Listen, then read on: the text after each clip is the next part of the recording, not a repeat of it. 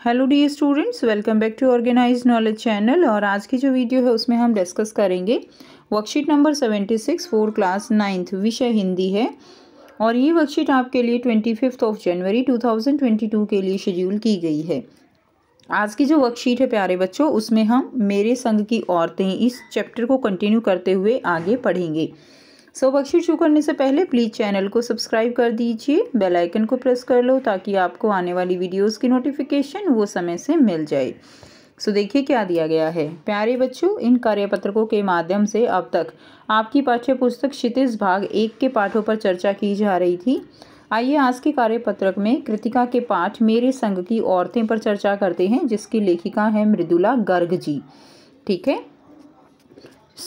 मैंने अपनी दादी को कई बार कहते सुना था, हम हाथी पे हल ना जुतवाया करते, हम पे बैल हैं। ठीक है।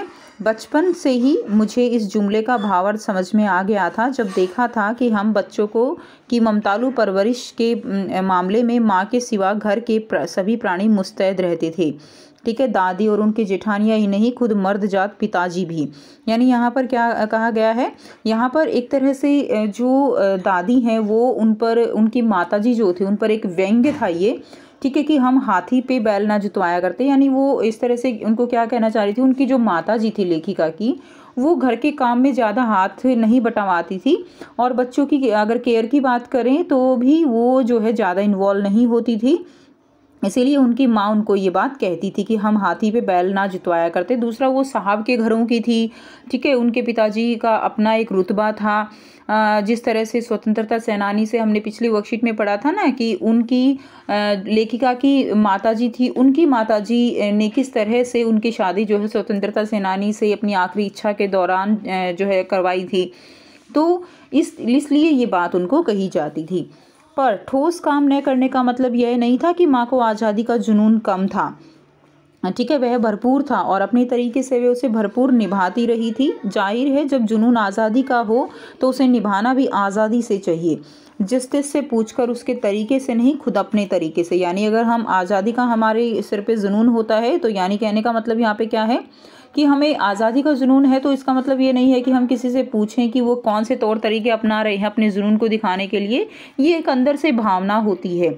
तो उनके घर में भी कुछ ऐसा ही जो है क्या था, माहौल था। सब अपना जो है सबको हर काम करने की क्या थी, आज़ादी थी। हमने अपनी माँ को कभी भारतीय माँ जैसा नहीं पाया। न उन्होंने कभी हमें लाड़ दिया, न हमारे लिए खाना पकाया और न ही अच्छी पत्नी बहू होने की सीख दी। कुछ अपनी बीमारी के चलते भी वे घर बार नहीं संभाल पाती थी, पर उसमें ज़्यादा हाथ उनकी अरुचि का था। ठीक है। यानी वो बहुत ज़्यादा काम करके खुश नहीं थी। घर में ज़्यादा जो है जैसे होता है कि घर में औरतें काफ़ी कुछ संभाल लेती हैं, तो वो ऐसा व्यवहार उनका उन्होंने कभी नहीं देखा। उनका ज़्यादा वक्त किताबें पढ़ने में बीता था, बाकी वक्त साहित्य चर्चा में, संगीत सुनने में, या वे सब बिस्तर पर लेटे लेटे किया करती थी। फिर भी जैसे मैंने पहले कहा था, हमारे परंपरागत दादा दादी या उनके ससुराल के अन्य सदस्य उन्हें न नाम धरते थे, न उनसे आम औरत की तरह होने की अपेक्षा रखते थे। उनमें सबकी इतनी श्रद्धा क्यों थी, जबकि वह पत्नी, माँ, बहू के किसी प्रचारित कर्तव्य का पालन नहीं करती थी। ठीक है। तो यहाँ पे यही कारण है कि ऐसा क्या था उनके अंदर कि जो है सभी उनको एक तरह से मान सम्मान भी देते थे और वो कोई काम भी नहीं करती थी। ठीक है। तो एक तो था साहबी खानदान के रोब के अलावा, एक तो साहबी खानदान जैसे हमने पहले ही पढ़ा कि उनके अंदर जो उनके पिताजी थे वो बहुत ज़्यादा रुतबे वाले थे। तो साहबी खानदान के रोब के अलावा मेरी समझ में दो कारण आए। एक तो वो कभी झूठ नहीं बोलती थी। ठीक है। उनका व्यक्तित्व के बारे में अभी यहाँ पे बात की जा रही है कि बेशक वो काम ना बटाती हूँ किसी भी के भी जो है साथ, लेकिन जो वे कभी झूठ नहीं बोलती थी और एक ही गोपनीय बात को दूसरे पर जाहिर नहीं होने देती थी। यानी किसी की बात को दूसरे के सामने जो है वो नहीं बताती थी। हमने अगर जैसे किसी ने उनको एक बात बता दी है तो वो किसी दूसरे को उनकी बात नहीं शेयर करेंगी। पहले के कारण उन्हें घर वालों का आदर मिला हुआ था और दूसरे के कारण बाहर वालों की दोस्ती।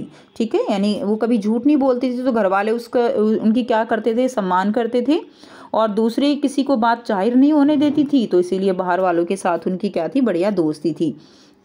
दोस्त वे हमारी भी थी। माँ की भूमिका हमारे पिता बखूबी निभा देते थे। मुझे याद है बचपन में भी हमारे घर में किसी की चिट्ठी आने पर उनसे यह नहीं पूछता था कि उसमें क्या लिखा है, भले वह एक बहन की दूसरी के नाम क्यों न हो, और माँ यह जानने को बेहाल हों कि बीमारी से वह उबरी या नहीं।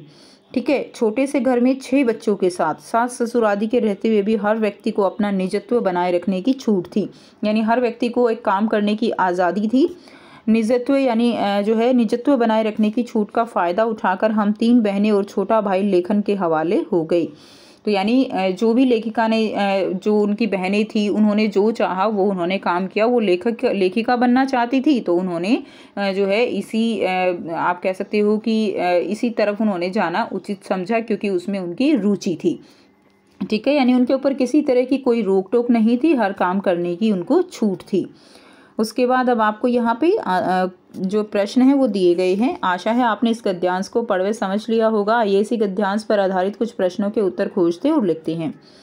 पहला है, लेखिका की माँ को किस प्रकार का शौक नहीं था? कार चलाने का, संगीत सुनने का, किताबें पढ़ने का, साहित्य चर्चा का। तो उनकी माँ को संगीत सुनने का, किताबें पढ़ने का, साहित्य चर्चा का सबका शौक था, लेकिन कार चलाने का नहीं था। ठीक है। दूसरा है, मुस्तैद का क्या अर्थ होता है? मोटा आदमी, अपनी मनमर्जी, तैयार या तत्पर, या इनमें से कोई नहीं। सही आंसर होगा तैयार या तत्पर। मुस्तैद होना यानी एक तरह से तैयार रहना किसी भी काम के लिए। ठीक है। प्रश्न 3, 4, 5 हैं और एक गतिविधि है। आइए डिस्कस करते हैं। प्रश्न 3 है, लेखिका की माँ पर परिवार के सभी जनों की इतनी श्रद्धा क्यों थी? तो साबी खानदान के रोब के अलावा लेखिका की माँ की 2 विशेषताएं थी। साबी खानदान का रोब तो था ही, साथ में एक तो वो हमेशा सच बोलती थी, इसलिए घर के सभी लोग उनका सम्मान करते थे। दूसरी कि वो कभी भी इधर की बात उधर नहीं करती थी, तो इसीलिए जो है वो क्या थी, सभी जनों की जो है इतनी श्रद्धा उनमें थी। प्रश्न 4 है, लेखिका को लेखिका बनने का अवसर कैसे मिला? तो लेखिका के घर में सबको अपनी इच्छा से काम करने का अधिकार था। किसी के ऊपर किसी तरह की कोई रोक टोक नहीं थी।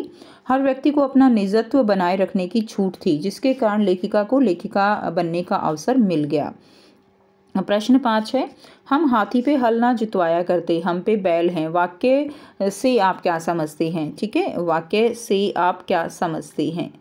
लेखिका की दादी कई बार इस बात को व्यंग्य के रूप में कहती थी।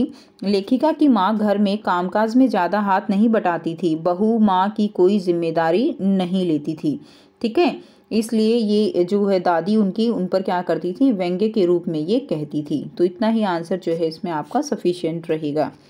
नेक्स्ट देखिए बच्चों, गतिविधि दी गई है। अपने परिवार के अलग अलग सदस्यों की रुचि या शौक को देखें, समझें और उस पर एक अनुच्छेद लिखें।